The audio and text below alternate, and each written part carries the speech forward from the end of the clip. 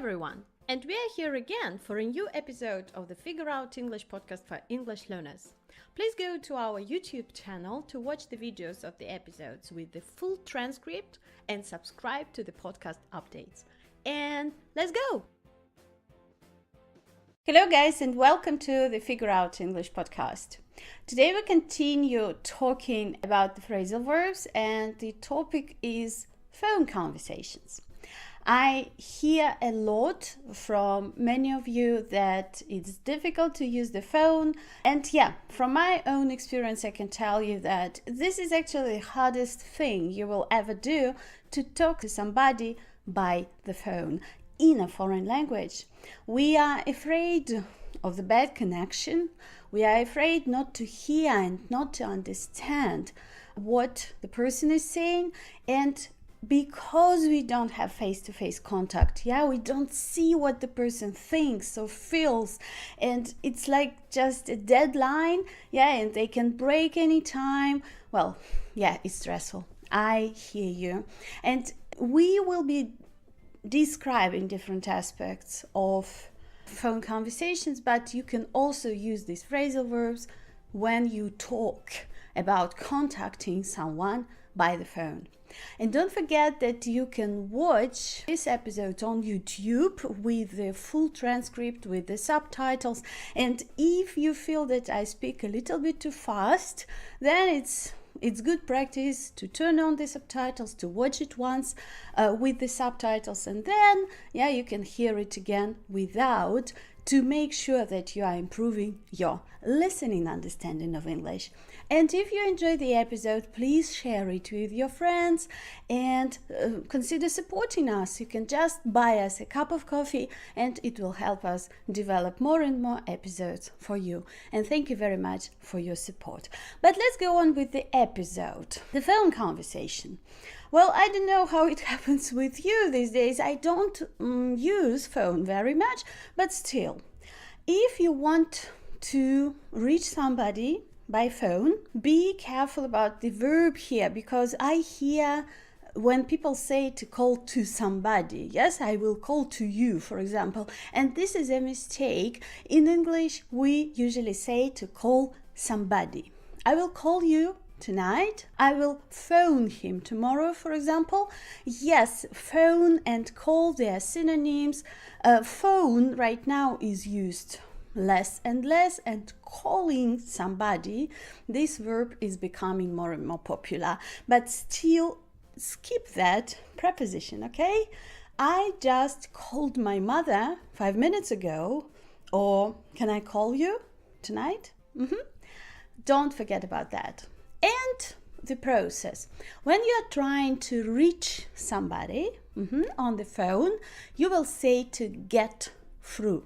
Get through, it means when you are making a call and the person answers you. For example, there was, I don't know why, I couldn't get through. I couldn't get connected. I couldn't reach this person. Is it easy to get through, for example, to the booking.com support? Is it easy to get through to the booking.com support? Well, from my experience, yes, quite easy.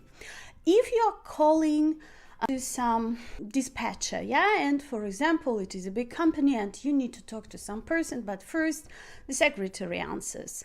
You are asking to put you through to Mr. Jones, for example. Can you put me through? I want to talk to Mr. Jones. Can you put me through? And please notice, we will talk in more detail theoretically about phrasal verbs, but yes, for many phrasal verbs, you can put the pronoun in the middle. You don't need to say put through me, because it will be absolutely different meaning. But you will say, can you put me through? This is a very good rule. It's called separable phrasal verbs. And if you don't know what it is always a good idea to check. If you are asking to get connected to somebody, you can hear from a secretary saying, I'm putting you through. And you start talking to this person. And when you have reached the person, when you have gotten through, or when you got through, the person picks up or doesn't pick up. Pick up, it is to answer the phone. It means to push the button, to put the phone to the ear and to start talking. And yeah, I mean, we are picking up the phone. Yeah, and if you watch a movie, you could often hear this phrase, come on, pick up. Yeah, it is some serious situation and we want the person to answer the phone. If you start talking to a person and if you can't hear them well, you can say, can you speak up, please? Speak up, meaning the volume, right? To speak louder, speak up. To speak quieter, okay, in a lower voice, to speak down.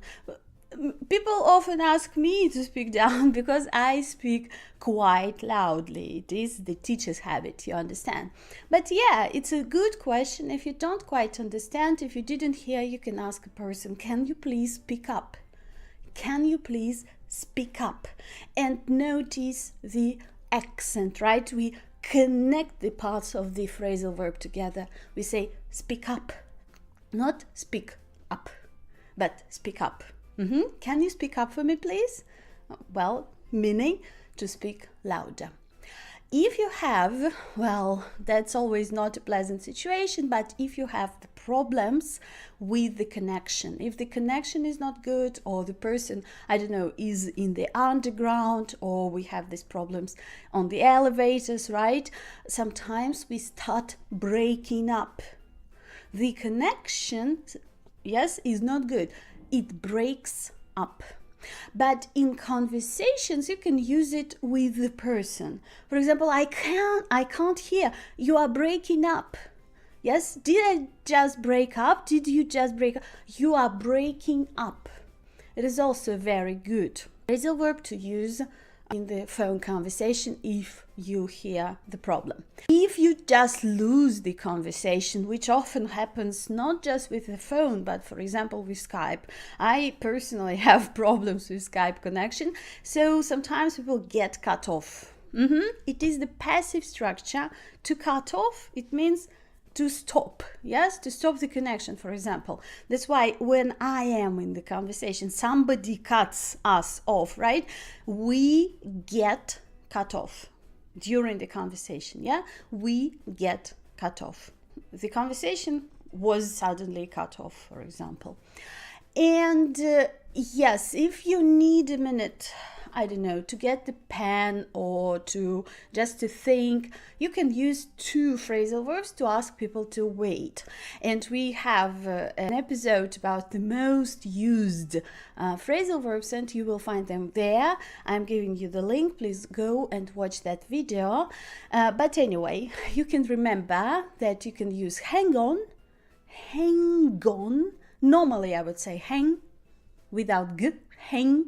But when I have the vowel sound, I will say hang on, yeah, hang on, or hold on.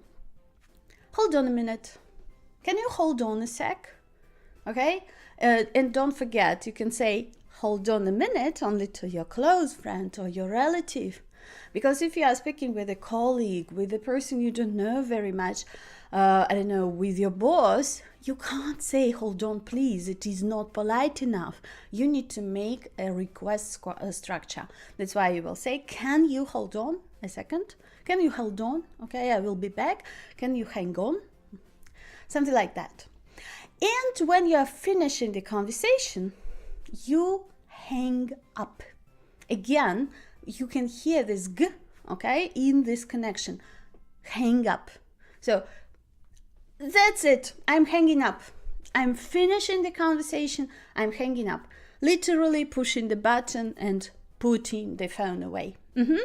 And sometimes maybe you can hear again in the movies, in the dialogues, people say, did she just hang up on me? On me, really? I mean, did she stop a conversation with me? Did she just hang up on me? It is also a very good one. It's used a lot. So you can also remember them as opposites. So pick up, yeah, to pick up the phone, to hang up, to finish the conversation. That's pretty long list, but I hope you find them useful because they are used in English speaking every day. People use them a lot. And yes, you need to know them to organize the conversation and to describe your conversations to other people.